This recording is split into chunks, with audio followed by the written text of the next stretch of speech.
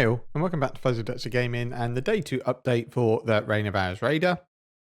Again, it's going to be a very quick update. Just to talk through my gear, what progression I've made, look at my atlas, the tree, how I'm making money. A bit of a more useful video, I guess, than the last one. So we're going to split it up into sections. First, I'm going to go through my atlas and what I've been doing, and it's been super profitable. If we just bring up Excellence next here, this just covers off the farming I did on stream pretty slowly. I was maybe 2.5 hour stream, but I was playing really slow because I'm not very good at playing and interacting with chat. And you're looking at about 6.5 divines. Income, so between 2 to 3 an hour, and that's with really not paying attention. So I'm still finishing off my Atlas tree, but this is kind of what it looks like. I just need 2 more nodes to get these blight nodes here. I really should have gone here first. These are like really good. And then I need to go and get Shaping the Mountains. But it's essentially all essences, shrines, going Syrian, Exarch, influence. I found that the altars to be really good. I've had so many Awakener orbs and Eldritch currencies dropping. I really like the changes they've done to the altars. And then it's pretty much all the blight nodes. I don't take this one because I don't feel I need it. And I don't want to take more damage from enemies. But the ones leading up to it are really good, which are monsters take 8% increased damage. So it's 8, 16, 24% increased damage. And then these 2 extra filler nodes here are really good. They just allow you to build a ton of towers in normal maps. And unless you get really unlucky with the placement and the mods that are on the map, you're going to complete 9 out of 10 blight encounters on this build. And I've really enjoyed it. So all I'm doing is just, running my maps for completion, corrupting them, not even putting a blight scarab in at the moment. And they turn up in more than half my maps, which is really good. But obviously blight scarabs are chaos, so you should be buying them. And if you do buy scarabs, then obviously you can drop these because all they are is chance to have a blight encounter, but you can get 2 in a map now. So I would still keep them in because when you put a blight scarab in, you can still get 2 blights. So it is something that I think for 4 points you should keep in. But if you decided you were happy with 1 blight and you wanted those 4 points to go elsewhere, then you could do that. And that's kind of it for the tree. So we'll go through the character because I've now transitioned to the crit version.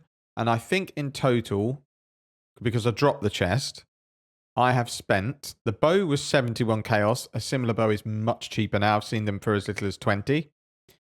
The helmet I dropped and then just crafted the Eldritch implicits with currency that I found. The amulet was 5 or 10 C, but very early on day 1. This would be a couple of chaos now. The rings, I bought the bases for next to nothing and then crafted them. This one I actually think just dropped. It's terrible. I mean, the rings are rubbish, so I don't know why I'm telling you about the prices. The 6 ink I had drop, but I would think they're about 60 C now, and I've just rolled the Eldritch mods on it. The boots are 1 C. The belt, I just went to an Abyssal Depth, got it, crafted it. It's actually really bad. The jewel I bought for 3 chaos, and the gloves I bought for 25. Again, these would probably be cheaper now. So overall, I think between 200 to 300 chaos, and the build is up and running and feeling really good. So it's less than 3 divines, which I'm really happy with. It's done the intro Eater, it's done the intro Exarch, it's done every Conqueror, it's done Sirus, it's done Guardians, it's done the 10 boss invitations. So I have no issues going in and doing Uber Elder and Maven with this character.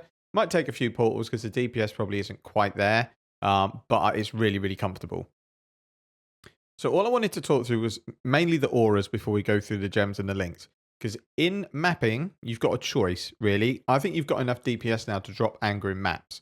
You can then put determination in. So if we put determination in instead of anger,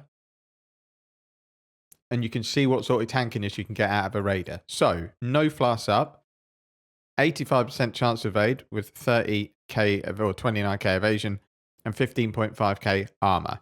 You then stick your flasks on, 43k, 92% chance, and 27.5k armor with max resistances, spell suppression, and ailment avoidance. It feels so good for a build that's under 3 divines. This feels really nice and has definitely surpassed my expectations. And I hope everyone that's following it has gone the same way. Obviously, I've played this build a couple of times, so I know what I'm looking for immediately when I get to maps. I know what passive points I'm taking. I know what mods automatically off the top of my head I need to look for on gear. So don't worry if you think you've got similar gear and you're struggling maybe with early red maps. It isn't an easy build to understand. It might take you a playthrough to get kind of how the build works and what mods are key and what mods aren't. But if you follow all of the detailed videos that have come out before League start, you should be having a good time with the build. So if we go into links, I'm still on a 5 link in my bow. I keep tweaking around with these gems, and I've decided to drop GMP from the ballistas. It may be more damage because you might hit with more projectiles. I don't know. But if you don't hit with more projectiles, then it's just less damage, full stop. So we've gone artillery ballista, added lightning damage, only because this is the gem colours that rolled and I was a bit short on chromes. I would think you'd want LE damage in here. I've got inspiration just for the mana cost. Got increased crit damage and then focus ballista.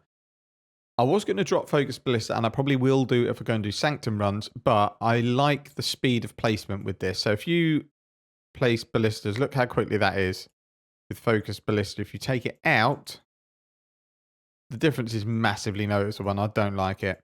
And it's also more DPS. If you keep firing, focus ballista is more DPS. In a helmet, we've got a flame dash linked with inspiration, sniper's mark, and mark on hit. Probably don't need them now. We've got minus mana cost, so we have a look at our mark. It's only 40 mana with inspiration. If we take it out, 53. So yeah, I think it makes sense to keep that in. So the 6 link. I wasn't going for these implicits. I was just rolling until I hit some that are useful, and these are both decent. And then I've just used life essences on it. Dirt cheap. And it's Trinity, obviously with Rain of Arrows, crit damage, LE damage with attacks, inspiration, and then Mirage Archer. I'm not sure if I put Mirage Archer in the 6 link in the guide, and because on paper it doesn't look that great, but the quality of life it gives you in maps is really good. Like your Mirage Archer will shoot at a pack before you even know it's there. And in a game like POE, where there's visual clutter everywhere, it helps massively. Then I've got a Molten Shell linked with cast and damage taken. Obviously Determination or Anger with Precision. Then we've got a Defiance Banner, Haste, Blood Rage, and Grace. Haste is just file haste. Don't try and activate haste. And that's kind of the build. It's as per the guide. It's fairly straightforward. There's not much to it. And then same class as before. The only thing I've changed is I've added a Lethal Pride into the build because I found one for 35 or 45 Chaos with 2 lots of double damage on it. So it's got double damage there, and then I'm sure there's one somewhere else. Or was I blind? Did I not see it? There it is, 2 double damage. And I thought, you know what? 10% chance to deal double damage really helps with shocks. Also, strength can become an issue when you want to re-gear. So, for example, now I've got a Lethal Pride. I don't need the strength on this amulet, so I can just look for an amulet with intelligence, which is cheaper to get with better mods. All attributes is quite an expensive mod to get with other stuff. So what I'd be looking now for this amulet is something like intelligence, crit multi, and crit chance, or something like that. And then life, mana cost, that'll do. For now, I'm keeping it though, and I've changed the anoint to divine judgment because now I'm farming blight maps. I'm not in shortage of oils. So let's just go into my map dump and have a look at what I farmed. While I was progressing my atlas, essentially, I've had my first raw divine drop. We've got essences on the map device. So we've got all these essences here. I'm not going to pull them all out, but I've obviously got a lot of essences that have dropped. We have a ton of oils, including a gold oil. Got an opalescent oil. And then if we also go and look at Blight, we've also had 2 T14 Blight maps drop. No, 3. So we've got 13, a 14, and a 14. So if we quickly price check a 14, they go for 11C. And they drop fairly common, and they'll probably go up in price later in the league. They drop, I would say I'm dropping on average 1 Blight map per map. So that's 10C in a map because I'm guaranteed to get Blight.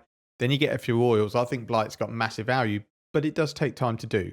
If Blight then falls off, and it's not profitable or it's taking too long for the money I'm getting back, I'm very near the boss nodes here. So even actually with the Blight nodes, I can get this boss rush node here. I can get this one here.